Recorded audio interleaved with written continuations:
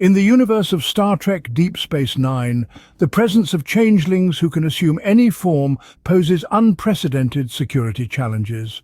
Traditional identification methods prove ineffective, highlighting the need for innovative solutions beyond physical characteristics. Modern forensic science relies on biometric data for identification. However, these methods face limitations, especially when dealing with non-human entities. This segment explores the evolution of forensic science in response to new challenges. Exploring the concept of heuristic and algorithmic thought patterns offers a new horizon for identity verification. This approach transcends physical and biological markers, proposing a universal method applicable to humans, AI, and extraterrestrial beings. The unique, consistent patterns of decision-making provide a potential basis for identification across diverse life forms. The advancement in understanding and interpreting complex cognitive activities paves the way for revolutionary identification methods. However, this new frontier also brings ethical and privacy concerns that society must navigate carefully. For centuries, humanity has relied on physical identification methods. Fingerprints, facial recognition, and DNA testing have been the cornerstones of identification in many societies. These methods, while effective for humans, present significant challenges when applied to non-human entities. Consider the changelings from Star Trek, Deep Space Nine. These beings have the ability to mimic any physical form down to the minutest detail. Fingerprints, they can reproduce them. Facial recognition, they can flawlessly imitate any face. DNA testing, they can mimic the DNA of any species they touch. In essence, traditional identification methods are rendered useless. In the face of such extraordinary abilities, our reliance on physical characteristics for identification falls short. This reality is not confined to the realm of science fiction. In our world, we are already grappling with similar challenges. Artificial intelligence, for instance, can now generate hyper-realistic deep fakes, making it harder to trust facial recognition or voice identification. So, what happens when physical identification methods fail?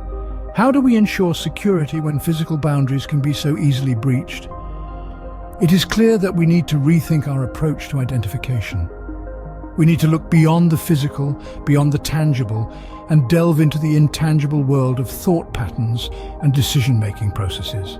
This is the next frontier in universal identification, offering a potential solution that is as diverse and complex as the life forms it seeks to identify. As we navigate this new frontier, we must also be mindful of the ethical and privacy implications. In our quest for security, we must not lose sight of the fundamental rights and freedoms that define our humanity. After all, the ultimate goal of identification is not control, but understanding and coexistence. Let's consider the famous philosophical proposition by René Descartes, cogito, ergo sum, or I think, therefore I am. This concept suggests that our existence, our identity, is not just rooted in our physical form, but in our ability to think, perceive, and be conscious. In the context of identification, this implies that our unique thought patterns may form the basis of our identity. Can we use these unique cognitive patterns as identifiers? The answer is a resounding yes. Each individual, whether human or artificial intelligence, has a distinct way of processing information, making decisions, and solving problems. These cognitive patterns are as unique as fingerprints, but far more complex and difficult to replicate. Imagine an identification system that could analyze an individual's thought patterns, their reactions to specific situations, or their problem-solving strategies.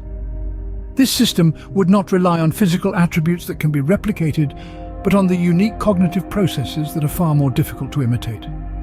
However, as we move towards this new frontier, we must be mindful of the potential risks. Our cognitive processes are sacred, forming the essence of who we are. They must be respected and protected. In our quest for enhanced security and identification, we must not compromise on the fundamental rights and freedoms that make us who we are. So, as we progress, let us remember Descartes' profound words, "I think, therefore I am." Our cognitive patterns are not just a means of identification, they are the essence of our existence. And as we explore this new frontier of identification, we must ensure that we respect and protect this essence. As we delve into the intangible world of identification, we must first understand the concept of heuristic and algorithmic thought patterns. These terms may sound complex, but they simply refer to the ways in which different beings process information and make decisions. Heuristic thought patterns are quick, intuitive processes, often based on experience or instinct. Algorithmic thought patterns, on the other hand, are slower, more deliberate processes that rely on logical reasoning and systematic analysis. Think of it this way. If you were to identify an individual solely based on physical attributes, it would be akin to recognizing a computer by its casing.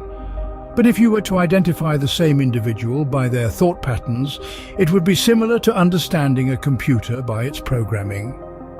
Just as different computers run on different codes, different beings process information and make decisions in unique ways. So how can these thought patterns be used for identity verification? Imagine a system that could analyze an individual's decisions, their reactions to specific situations, or their problem-solving strategies. This system would not rely on physical attributes that can be replicated, but on the unique neural pathways and cognitive processes that are far more difficult to imitate. The potential of these thought patterns in identification is vast and largely unexplored. It represents the next frontier in universal identification, promising a level of security and understanding that physical identification methods can't match.